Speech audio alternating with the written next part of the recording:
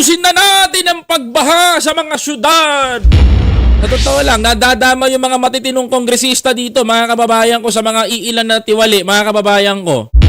Kasi sabi ni PBBM, kailangan may managot. Aba, ito'y bawal sa batas, mga kababayan ko, na ang sarili mong kumpanya ay isasali mo sa bidding.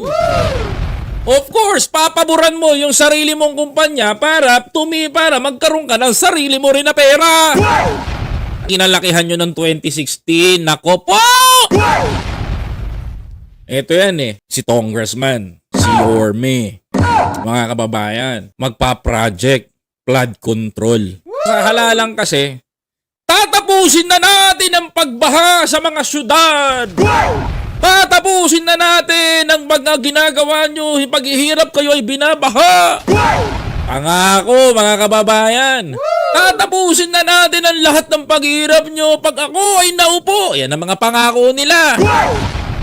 Yung pala, kaya pala tatapusin, mga kababayan, kasi eto, mga kababayan ko, nadadama yung mga mga matitinong congressman. Sa totoo lang, nadadama yung mga matitinong kongresista dito, mga kababayan ko, sa mga iilan na tiwali, mga kababayan ko. Kasi, sabi dito, mga kababayan ko, politiko na to, magpa-project ang pondo sa gobyerno, ang mananalo sa bidding, mga kababayan ko, yung mga kamag-anak lang din nila. Na-crony nila sa pagpapatakbo ng kanilang mga business under by the government. Diyos ko naman, Kasi imaginein mo, ang may-ari ng unfortunately, ang may-ari pa, politiko. Mga kababayan ko.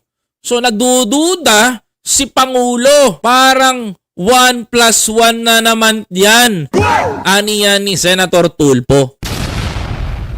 Nabubuing na, mga kababayan ko. Kasi sabi ni PBBM, kailangan may managot. So, si Senator Fing Lacson, mga kababayan ko, kumilos kagad.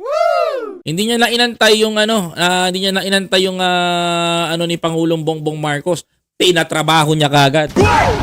Kaso ang problema, yung mga kongresista na kumikikbak sa mga flood control, gusto i-hearing sa sarili nilang balwarte. Yun, lokohan. 'Di ba? I-hearing natin 'yan sa Senado.